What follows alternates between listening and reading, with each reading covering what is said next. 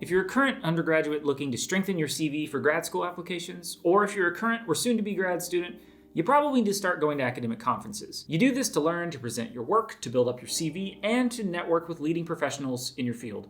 Hi, I'm Prof. Hale, and this video is a beginner's guide to academic conferences. I'm going to cover 4 topics in this video. Stick around till the end. So first, how to find relevant conferences. Second, how to submit a proposal. Third, conference organization and terminology. And finally, I'll offer some suggestions on what you ought to do to get the most out of your conference experience. A quick note though, this video is not about how to write and deliver a conference presentation. I'll make videos on that and other helpful grad school and professional development advice down the line if enough folks are interested.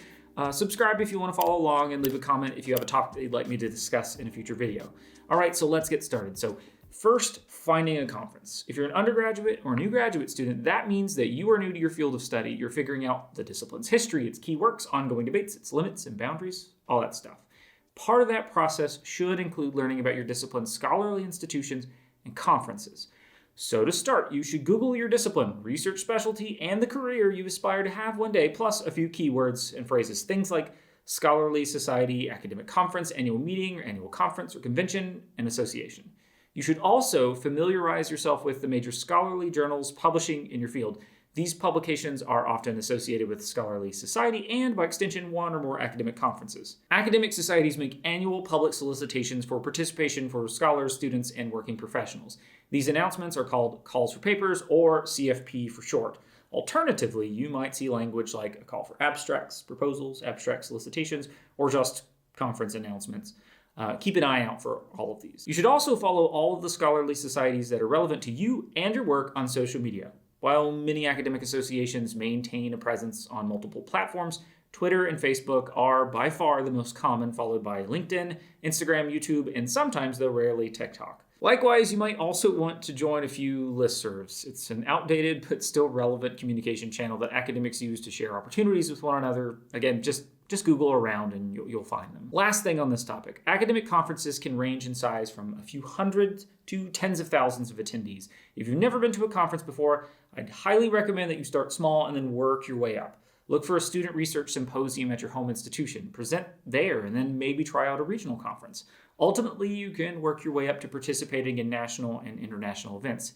If you can, I'd also recommend just attending these large-scale events for your first time and then presenting at a subsequent meeting. Think of this whole process as building up your public profile. People won't hire you or work with you if they don't know your work or who you are. The conference circuit is a crucial part of how you build your reputation in your profession. Next, let's talk about submitting a presentation proposal. So every conference is going to have its own set of proposal submission procedures, but generally speaking, when you submit a proposal to a conference, you'll be required to provide a few things. Here they are. First, you'll need a title for your paper or your poster presentation. Next, you'll be asked to submit an abstract, and abstracts are usually 250 to 300 word summary of what your presentation is about or what you're trying to accomplish in it. Lastly, many conferences will ask you to provide 2 or maybe 3 keywords for your presentation. This is just for organizational purposes. Now, a practical matter, you'll almost always be required to pay a conference registration fee during the submission process. Sometimes on top of that, you'll also be required to pay a membership fee to join the society that is hosting the conference. Most academic conferences will have a sliding fee structure so that students, independent scholars, and so on can and should pay less than the standard rate. As a student, you should absolutely look for travel funding opportunities everywhere. I'd start by searching for what are called internal opportunities at your home institution. You should check for these opportunities at multiple levels. Your department, then up to the college level, find out if there's a graduate student or undergraduate student association or research fund. Beyond that, academic societies themselves will often have competitive opportunities for travel funding. These external funding sources might be sponsored by a subsection or an interest group in the association. In short, look for funding everywhere. Spend other people's money. Apply for everything. As a first-generation student from a very working-class background, I also want to make this painfully clear. You'll almost always be expected to cover your costs up front if you do receive travel funding. Then you'll be reimbursed later. It can sometimes take weeks or months to get reimbursed.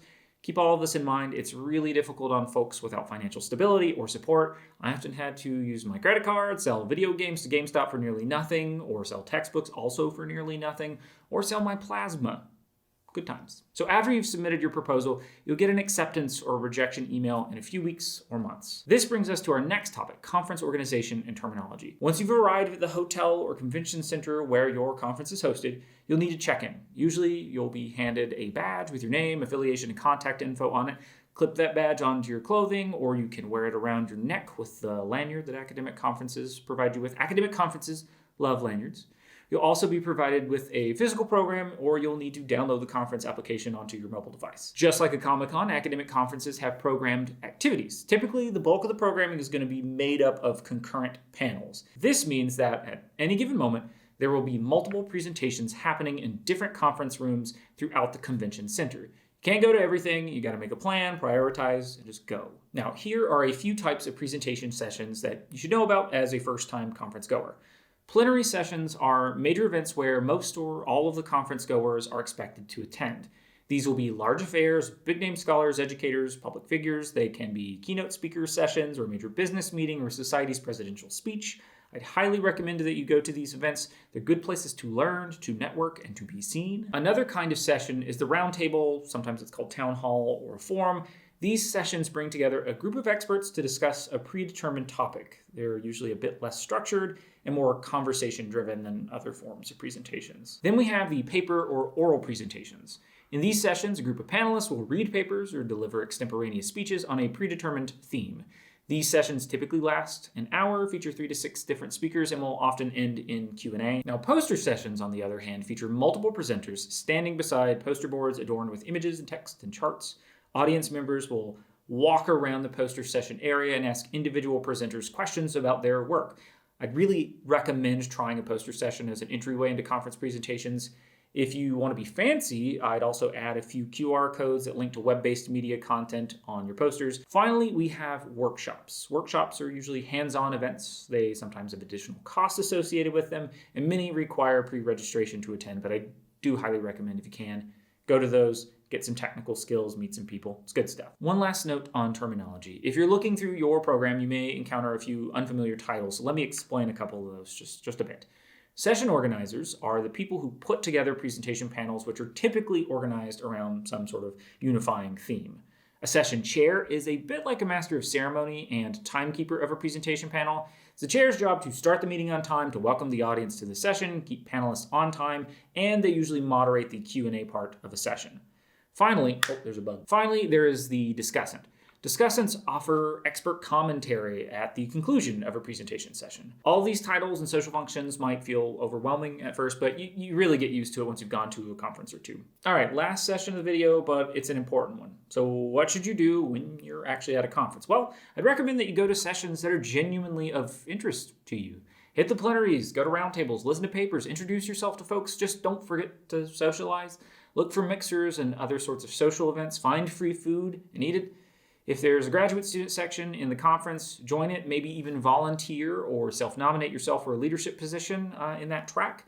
That could pave the way for larger leadership opportunities down the line, sometimes even funding. Do not hang out exclusively with people in your department or your friends. Make new friends. Exchange business cards with folks. If you don't have business cards, it's totally okay. Get them for the next conference or when you can afford them. Beyond that, ask questions. Tell a presenter their presentation was awesome after a session wraps up. If you're working on your master's or bachelor's degree and you're trying to get into a PhD program, let's say, meet people at the institution that you want to join. Those folks might be on your admissions panel in a few years. It'd be great if they knew your name and your work, maybe your face. Also talk to graduate students. Find out if it's a nice place to be, to work. Do they treat their graduate students well? Do they get paid enough? Their funding. Also, conferences will often have a career fair with businesses and organizations stationed at booths or tables. Go get some useless swag and network. Do not ignore these. If you're an academic, you're probably taught your entire career that a tenure track job is what you're aiming for, but in reality, there are about this many tenure track jobs and this many people with PhDs competing for those jobs. You really probably statistically are going to work outside of academia, going to work in industry. So networking with these people and not ignoring them is really important. It's not a secondary job. It's not an alternative. It's a job. It's good. So go network with those people. Don't treat it as a secondary opportunity. Okay, so let's talk attire. I'd aim for business casual. Basically, start with formality as the default when you're picking out your wardrobe, then read the room and adjust accordingly. During presentation sessions, there's always that one person who doesn't have a question so much as a comment. They enjoy the sound of their own voice a lot. Don't be that person. Also, you don't have to sit through entire sessions. It's usually okay to drop into an ongoing session, listen to 1 or 2 papers, and then quietly leave. This is totally fine. Just be discreet. Don't be cruel if you have a question or disagreement with a presenter. Just be a nice human being. Academic conferences are filled with egos. Just keep things in perspective. Almost no one outside of that conference or your field of study has ever heard about what it is that you're discussing or arguing about. That's not to say it's unimportant. Just keep the ego in check and be kind. Go to the book room. You'll find the best deals on books on the last day of the conference. Also, pick up discount flyers that publishers have on display in their booths. These usually have a discount code that will work after the conference. If you've got funding, keep detailed receipts of everything. And I mean everything. I'd keep physical receipts in a safe place, but also take photos of them with your phone. After the conference is over, take a break, process, and then start planning future events that you might want to be a part of. Academic conferences are energizing and tiring and fun. Enjoy them. And if you're like me and have social anxiety, remember to take breaks from human beings. It's fine. All right, that's it. Leave a like if you enjoyed the video. Share it with folks who you think might find this information useful. Leave a comment with advice that you have that I might have left out. Or leave a suggestion for topics that you'd like me to discuss in future videos. I really appreciate that. So take care and thanks for watching.